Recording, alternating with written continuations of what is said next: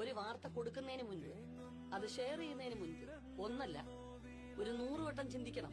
കാരണം ആ വാർത്തയുടെ അങ്ങേ തലയ്ക്കൽ മറ്റൊരാളുടെ ജീവിതമുണ്ട്. അത് മറക്കരുത്. പ്പെട്ടിരിക്കുന്നത് ഒരു കുടുംബത്തിന്റെ അത്താണിയായിരുന്ന പ്രായമുള്ള മാതാപിതാക്കന്മാരുടെ ഒരു മകനെയാണ്. എന്തിനു വേണ്ടി? റീച്ചിനും വ്യൂസിനും വേണ്ടി. ആ വീഡിയോ എഡിറ്റ് ചെയ്തതാണെന്ന് എല്ലാവർക്കും അറിയാം.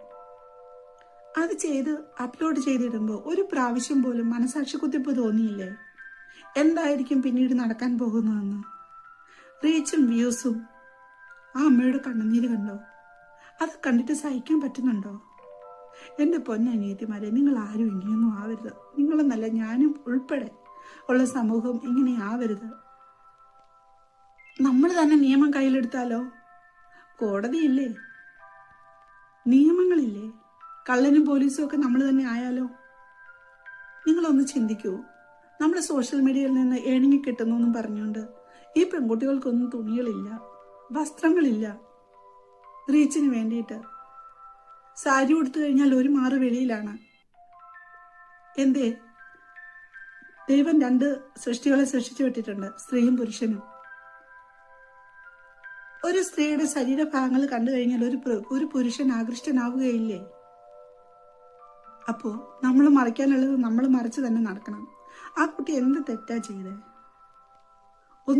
ഒരു തെറ്റായ ഒരു നോട്ടം പോലും ആ കുട്ടി ചെയ്യുന്നില്ല അതിനകത്ത്, ആ വീഡിയോയിൽ. പിന്നെ എന്തിനു വേണ്ടിയായിരുന്നു നീ ഇതൊക്കെ ചെയ്ത് കൂട്ടിയത്? ആ റീച്ചും വ്യൂസും കിട്ടിയിട്ട് എന്ത് ചെയ്യാനായിരുന്നു നിനക്ക്? എൻ്റെ പൊന്നനിയത്തിമാരെ, നിങ്ങൾ ആരും ഇങ്ങനെയൊന്നും ആവരുത്. നിങ്ങളുടെ അടുത്ത് തെറ്റുകൾ സംഭവിച്ചു കഴിഞ്ഞു കഴിഞ്ഞാൽ നിങ്ങൾ നിയമത്തിന് വഴിക്ക് പോവുക. കോടതിയുണ്ട്, പോയി കേസ് കൊടുക്കുക. അല്ലേ? നമ്മൾ ആരാണ് നമ്മളെല്ലാവരെയും വിധിക്കാനും വധിക്കാനും വേണ്ടിയിട്ട്? അപ്പോൾ ഒരൊറ്റ അപേക്ഷയുള്ളൂ, ഇനിയൊന്നും ചെയ്യാതിരിക്കുക, കണ്ണുനീര് വാങ്ങിക്കൂട്ടാതിരിക്കുക. എനിക്കുകൊണ്ട് 2 മക്കൾ ഞാൻ വളർത്തിക്കൊണ്ട് വരുന്നുണ്ട്. അതുങ്ങൾക്ക് എന്തെങ്കിലും സംഭവിച്ചു പോയി കഴിഞ്ഞാൽ സഹിക്കാൻ പറ്റത്തില്ല. അതുപോലെയാണ് ഓരോ അമ്മമാരും അവരുടെ മക്കളെ വളർത്തി വലുതാക്കുന്നത്. അത് മനസ്സിലാക്കുക.